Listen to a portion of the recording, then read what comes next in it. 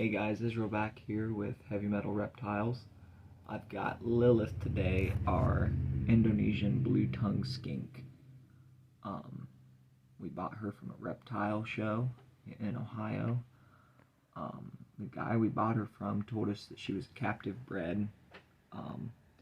We looked her over at the show and she looked alright. I mean, if you've ever been to them, some of the places don't have very good lighting, so you really can't see. You're kind of hoping you're catching everything as you're looking at them.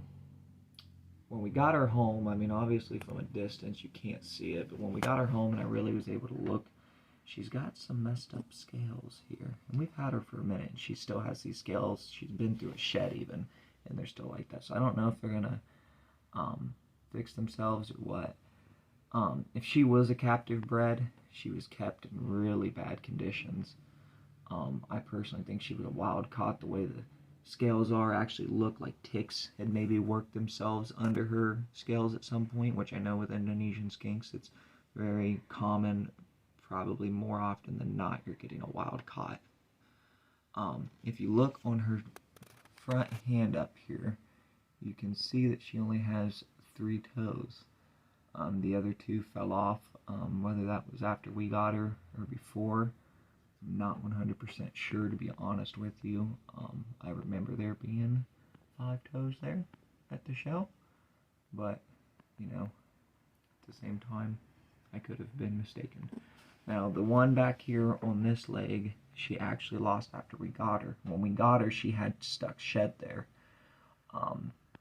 and we tried to save it, we treated it and everything, but once we kind of started getting that shed off a little bit and able to see the toe really, it was pretty much black, and we knew she was going to lose it, and she lost it a couple days later.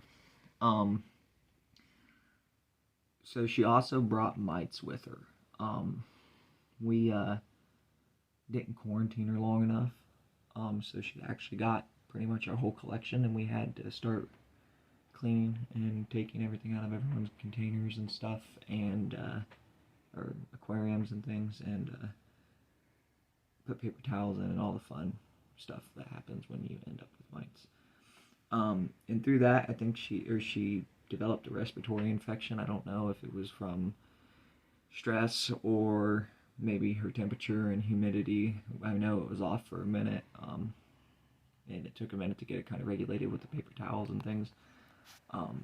So I don't know if that's where it came from or what, but she currently does have a respiratory infection that I've been working with her and trying to do what I can. We don't have a reptile vet around here. We have a guy that if she gets to a point where I know she needs to see a vet, I can take her, but there's so much stuff we can do here at home unless, you know, she's not fighting it off, and then we can go to him and get medication. I know that's frowned upon by a lot of people, but I mean, I don't run my son to the doctor every time he has a sneeze either. So, I mean, they're wild animals. They're built to fight off some of these infections. I mean, obviously, if your Blue Tongue Skink is acting like a spider ball python, there's probably a problem. You should go to the vet. But this, I don't think it's necessarily to that point yet.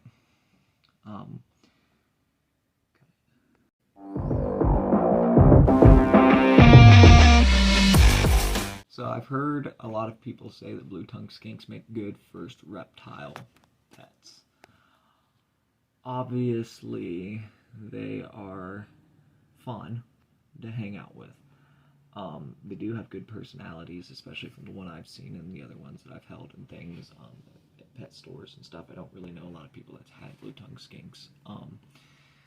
But they require a lot of attention, more than like your ball python and things. You know, if you want your Blue Tongue Skink to be tamed, then, or not tamed, but you want them to be less stressed and not biting at your fingers, which the bites don't hurt, but still no one wants to get bit. You have to handle them decently regularly. I think we try to get Lilith out between 2 to 3 times a week, and that might be more than normal compared to what other people do, but with some of the projects we're going to do in the future as far as the company goes, she's going to be out with kids and adults and things, so I want her, once she's big enough that I don't have to worry about her turning and biting anybody and is used to the constant handling. But there's a lot of costs that go into a Blue Tongue Skink. not only with their food and things that we'll talk about in a minute, but I mean, they get sick so easily. Like I said, we're dealing with a respiratory infection right now with ours. Obviously, like I said, I'm not going to the vet with her right away. I'm going to see how we can help it here at home. But there's that possibility we could have to go to the vet. And I know the guy around here, like I said, he doesn't even do anything. He lets you tell him what's wrong with it. He might take a sample to find out what exact medication he needs to give you.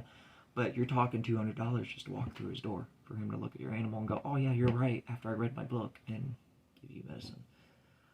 So there's definitely a lot of cost behind, or can be a lot of cost behind them, but I think that's the same with a lot of reptiles. But the biggest reason is, especially when we talk about husbandry and things here in a second, the temperatures and the humidity have to stay pretty high, really, in comparison. I guess humidity is kind of like ball python ranges, but you're talking 100-degree hot spot. I mean, they're talking between 90 and 100 degrees is what they like to see, or what people like to see with a blue tongue skink. Can that vary? Yeah, but you also need to know your ambient temperatures in the enclosures. So if your whole cage is 75 degrees and you let your hot spot, dip down to 75 degrees, and there's no longer a hot spot. And obviously you don't want it to dip down for very long anyways. But like I said, you have to stay on top of everything. They get sick so easy, at least from what I know about them and with my experience so far. They can be quick, and there's been stories of people letting them out of birthday parties and them running across the house while a bunch of kids chase them because that's how quick they are. And they're kind of brittle. I mean, I don't let my son hold ours because he's younger. But they drop toes off, like left and right. Like I said, mine's missing a few toes. I mean, obviously, I don't know what the two were on that front hand, but the back one was just from a stuck shed. And that's another thing with humidity, is if your humidity is not right with these guys, it's not just flaky shed. It can cause actual problems. I know with other reptiles it does too, but it doesn't seem to be as severe as losing appendages or phalanges or whatever you want to call them.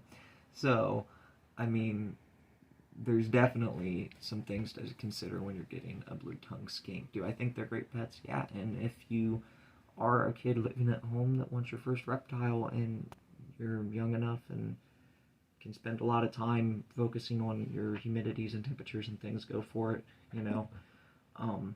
Just don't make it your science project. Make sure when you do your research and you're willing to put in the time, because especially our first week having Lilith, there was a lot of time and effort getting things right, new enclosure, figuring stuff out, not only for us to figure out what or how we were going to regulate all these things, but also to figure out what she was going to thrive best in. So I think we're going to move on to doing food, and then we're going to cover husbandry after that.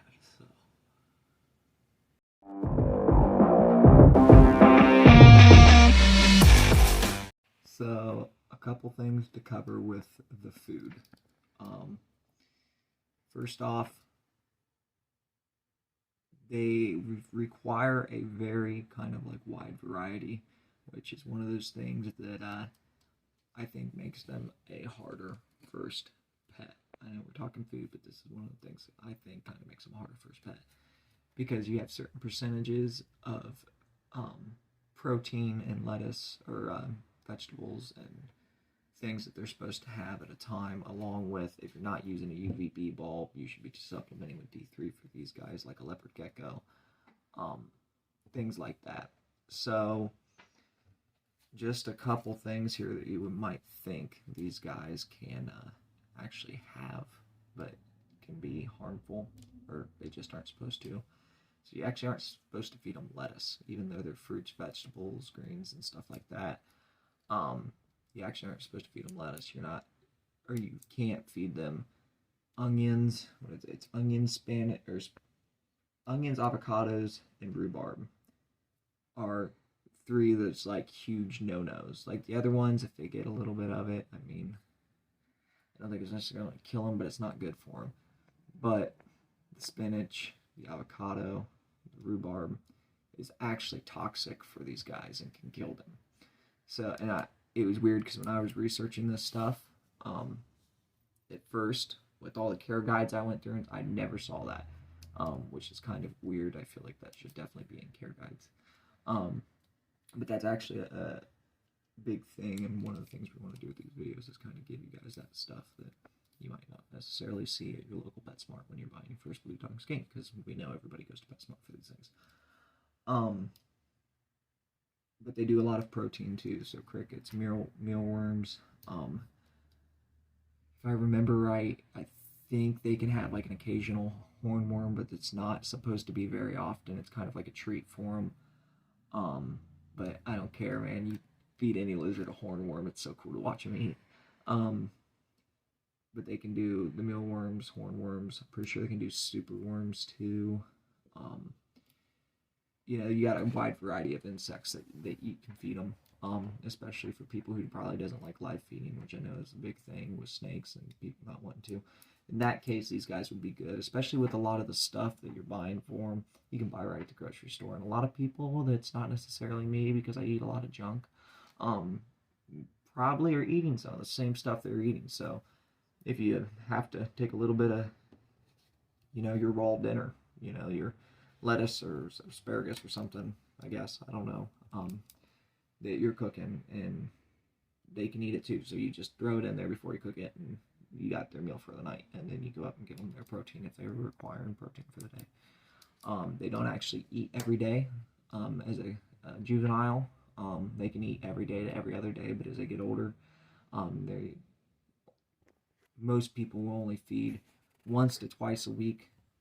Personally, once to 3 times a week. It's kind of like the range when I'm explaining it to people. Definitely, to me, I would never feed an animal once a week unless it was a snake. So I would plan on once he gets to, or she gets to the size, she's going to be 1 or 3 times a week. But they don't require a whole lot of food at that point. Another thing is just knowing the animal and basing it off what the animal looks like. If you notice your skink's getting a little overweight and you're feeding 3 times a week, cut it back to 2. If it's not helping, cut it back to 1. Maybe take some protein and some of the more sugary stuff like bananas out.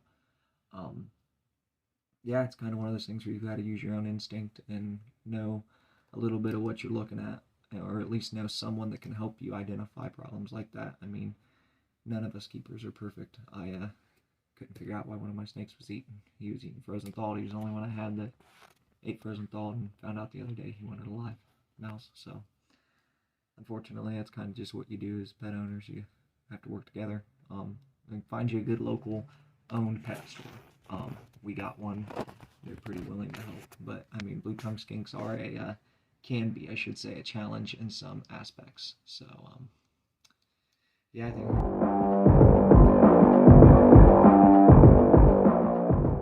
with husbandry, so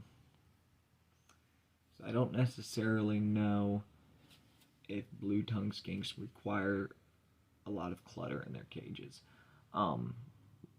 With the way I house all my reptiles, I kind of focus the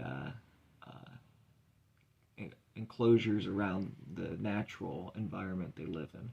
So really, when I go and start looking at how to keep the animal, I don't necessarily look at other people and the way they do it, or maybe videos on how they do it. It's more based off of where are they living. So, and then obviously I do read a little bit and figure out how other people are doing it, especially people like, I know a lot of people don't like him, but Brian, I know I've made puns to him already because it's fun, but Brian Barsacek, a guy named, his YouTube's like Wicked Reptiles, and other guys like that that's got years and years. I mean, they have more years probably in reptiles than I have alive. But I looked at some of their stuff and see what they're doing, and along with their natural environment, and kind of take a little bit from all and make it what I think would be the happiest environment for the animal. So with Lilith, her cold side is the most cluttered in the cage, because that's kind of where she's going to be down on the ground, moving around, hunting, to where the warm side will be more of like that time when she wants to stop and just get warm, bask. sit under the sun. So her warm side still has a little bit of cover on it, but it's a little more open. Like I said, they require higher humidities that you're running like 60 to 80%. And what I've noticed is like we use a fogger. Controversial topic. I know people say it's like an unflavored vape to the animals, but I leave mine on so low I don't even think that she notices that it's on. It's literally just, once I get my temperatures there, is to hold it there as long as possible, is all that fogger does for me. For them, it's really hard. You don't obviously want to leave the ground or the substrate soaked with water when you're regulating their humidity. You don't want, to be able to, for them to be walking on a wet substrate. But sometimes, unfortunately, depending on how bad you have a dropout, which it happens, once she gets out of her quarantine and back into the reptile room, it won't be as bad as what we're dealing with now. But unfortunately, that dropout can be drastic to the point that you kind of have to almost soak the substrate in order to bring the humidity up. In my opinion, I like to do a heavier soak on the hot side than the cool side, obviously, so that it'll warm up and evaporate quicker than on the cool side. That way she still also has dry spots to go to that's not going to be soaked, just maybe a little moist. Their hot side, you're looking between 90 to 100 degrees, and the ambient temperature in the cage should be between 70 and 80. Like I said, that 100 degrees is hard to achieve, but with Blue Tongue Skinks, they are basking animals. I do not recommend a heating pad. Some people might think that the heating pad is easier to achieve those temperatures. Sure, maybe. I don't personally think so. My heat lamp is done perfect. And if you have a UVB bulb anyways, if that's the route you choose to go instead of using D3, then you already got a light up there. You might as well just get the double-sided light and have a heating lamp. They're basking animals. They aren't like snakes where they burrow and things. Well, I mean, they do burrow, but they don't burrow for warmth and things like that. That's not what they go underground for. They bask for their heat. So that lamp is, to me, essential, must have. I don't think a heating pad's going to do what that lamp's going to do for the animal.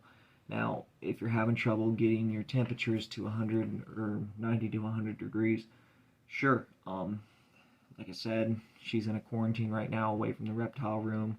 Our reptile room stays between 70 to 80 degrees pretty much all year round, except for this time of the year now where we start fighting with it. It's warming up and things, so trying to find ways to cool down the room now instead of warm it up like we just were through the winter.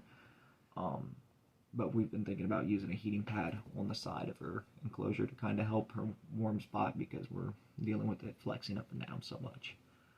If you're going to use a heat pad like that, definitely use some type of temperature regulating box or whatever, some type of thermostat that shuts that off.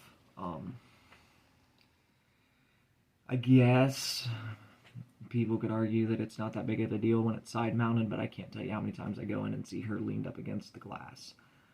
Believe it or not, if that's not, heating pad's not regulated, they get extremely hot and can cause harm to the animal. But yeah, it's kind of like my rundown and overview with Blue Tongue Skinks. Obviously, I'm going to do a more in-depth kind of care guide, step-by-step, maybe show the aquarium we keep her in, and you guys can take what you will from it, and maybe there's someone out there telling you something else that sounds better to you. Like I said, this is based on experience that I have. There's people out there with a lot more, but I don't think any of us ever stop learning, so see you in the next video.